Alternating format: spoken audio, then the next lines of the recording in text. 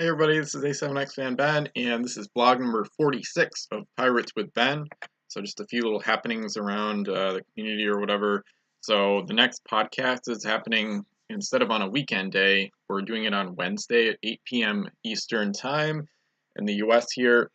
And that's because we've got two guests, Bendari and Xerix are both planning to be a part of the Fire and Steel set review. So add God Mason and myself, of course. We could have four people on the podcast for the first time. So as a result, we're not necessarily taking more guests because the episode is going to be really long anyway. So, but that being said, I want to live stream it on either YouTube or the Facebook group, and I'll put a link to the podcast on Shout Engine in the description below. And as I've already talked about a little bit, my Epic C set is becoming even more epic, and I just released a new game piece today, or at least publicly released. I designed it maybe 2 weeks ago, probably less, and it's the Grand Bombard. So it's a mercenary 6-masted special edition junk, 22 points, 4 cargo, L move. Cannons are 3S, and then 3 3Ls, and then 2 4Ss at the stern. And it's got a bunch of abilities. It's mercenary, of course, a junk, the ship type, extended range, but this ship's cannons cannot hit targets unless they are outside of the normal range of the cannon. Pirate and Jade Rebellion crew may use their abilities on this ship. So the flavor text talks about how they use mortars and bombards instead of regular cannons. So basically, let's say the 3L cannon, that it gets the junk keyword and then extended range, so it can shoot through its own masts and it can shoot at doubled range. But because of that other special ability, which is a little bit funky, tough to word it properly, I guess. But basically, you can't hit ships within L. You have to go beyond L range. So it has to be, you have to use the extended range just to hit. You can't hit targets within L. So that's supposed to mimic the effect of like the bombard. So instead of a cannon shot just going horizontally, along in the air, instead we've got the mortar, which gives it an arc. So then it's going to go over ships within L range, let's say like on the 3Ls, for example, and then but it can hit ships beyond. So it's kind of a strange thing here. But it's a custom that's interesting, and I've never seen this sort of thing done before. Flavor wise, it's a little funky because I don't think any like large ships had that many mortars and like no cannons, and it doesn't really make a lot of sense, I guess, because the gun decks were below deck, so you wouldn't fire a mortar through the main deck or anything. They'd have to all be on the top decks. But anyway, I think it's a cool concept though, and I might even get a linked crew aboard at some point. I'm not sure yet, and there's a ton more coming from the Epic C set, so I'll put a link to the custom ships thread at Miniature Trading. It's going to be pretty wacky. It's only going to get crazier. So if you think that's an interesting game piece, it's going to get more interesting, I guess. And Xerix actually uploaded a short video battle report of his faction turns from the Caribbean game. So he's going to be doing some battle reports for that game as well. So that's pretty awesome. So two most experienced campaign game players and battle reporters are going to be covering a really interesting game and a really fun adventure. And this morning, I actually took my faction turns, but the French and the Dutch, they didn't really have super eventful turns. So the French built a ship, but neither faction really had a lot, exciting going on. So anyway, so the deals of the day, I've got a host of random stuff going on here.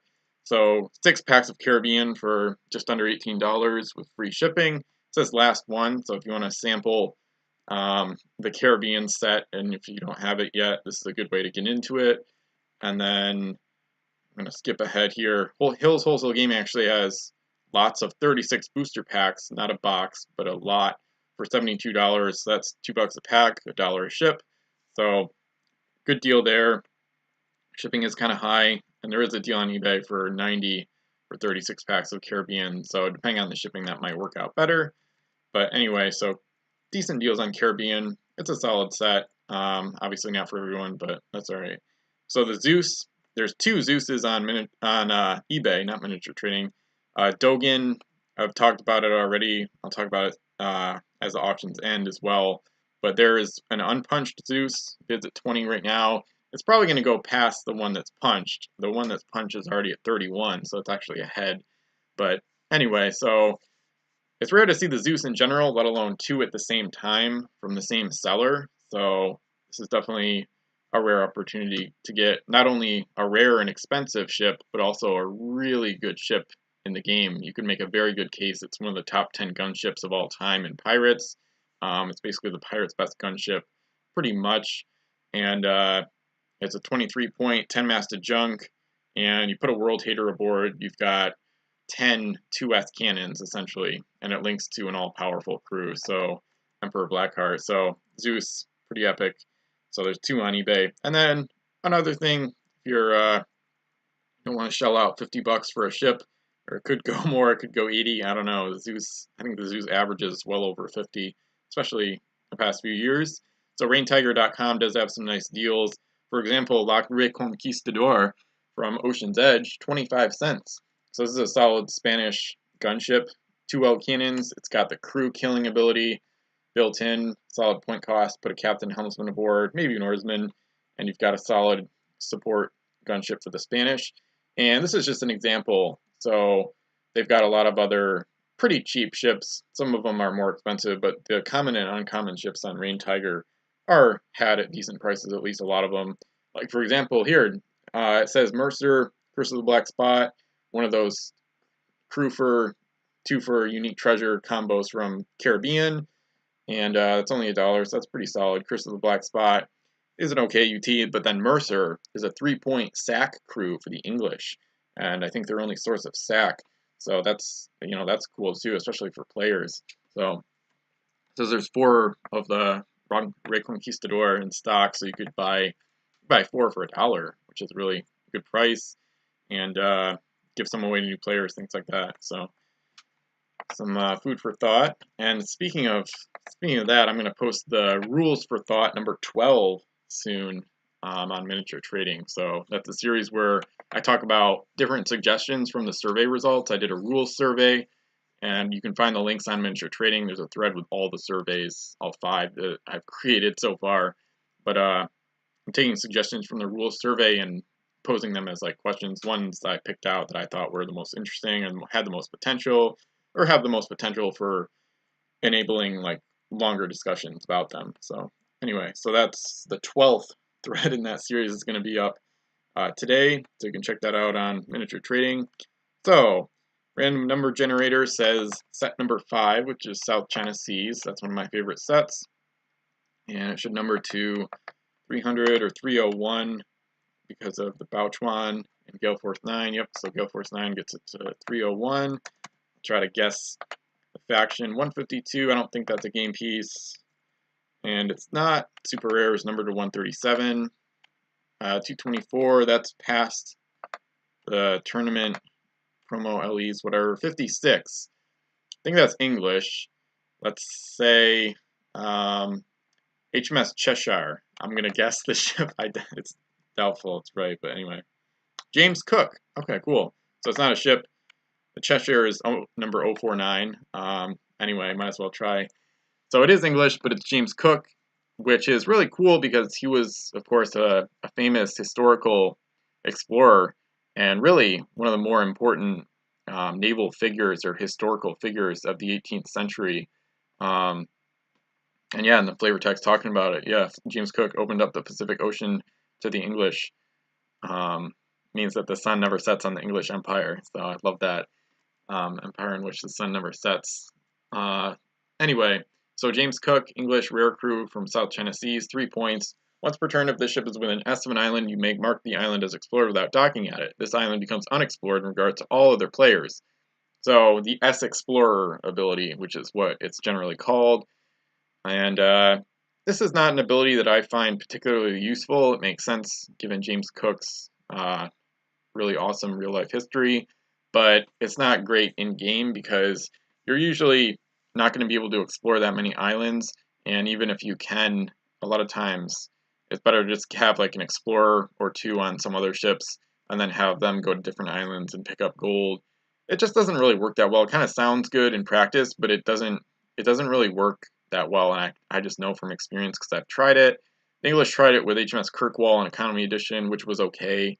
It's kind of just a mediocre ability and a mediocre tactic or strategy. So, and I will say I do like, well, not really like, but sometimes it's better to have it built into a ship because since it's not very good, you're probably not gonna spend 3 points to get the S Explorer ability unless it's like a big campaign game and you're going off on like a really long voyage to explore like a lot of islands, like 5+.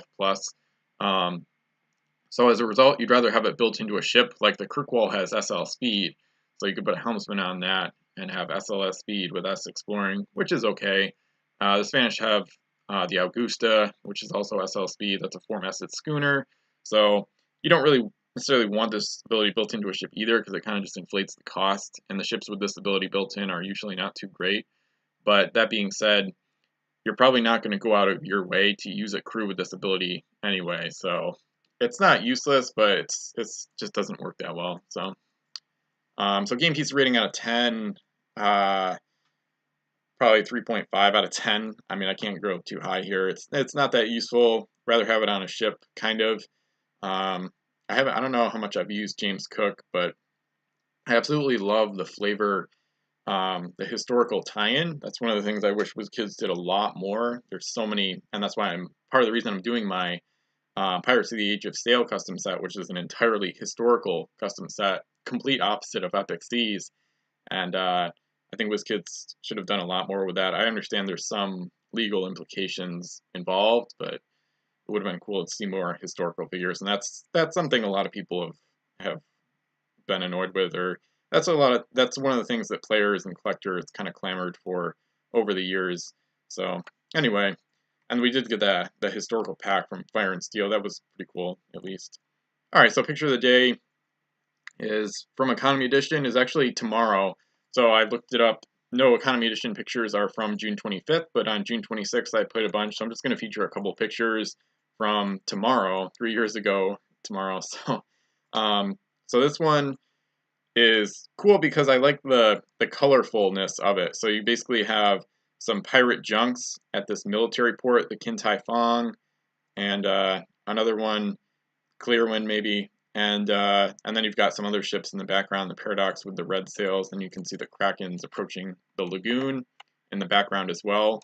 So this is just a nice close-up that I like, and the turtle ship is built wrong, by the way. I used to do that. It should have the flat bow, as a lot of people get confused about that, including myself. And so yeah, the military port with the nice colorful sails and ships there, new launches. And then the other picture, you can see them at the right sailing out, or at least some of them sailing out. And this one shows one of the final days of Economy Edition. A lot of terrain out there, a lot of big fleets. You can see the Americans in the upper left with a lot of ships there. They had launched a bunch of ships from a trading port, including, it looks like, 3 6-masted junks. And then you can see the Delusion. The Curse launched the Delusion and the Flying Dutchman off to the upper right. You can see the Krakens have entered the lagoon, because I made a house rule saying they could submerge in this game, just like regular sea monsters, the sea monster keyword. And this is kind of similar to some of my other favorite pictures of this game, but it just gives a nice angle and a nice perspective on the game. And I like the lighting of it too, so it's just one of the prettier and cooler pictures from the game in general. So that's pretty much it. So I'm going to put links to most of this stuff in the description below, and leave a like, subscribe if you want to see more Pirates content, and I'll be back soon. So thanks for watching.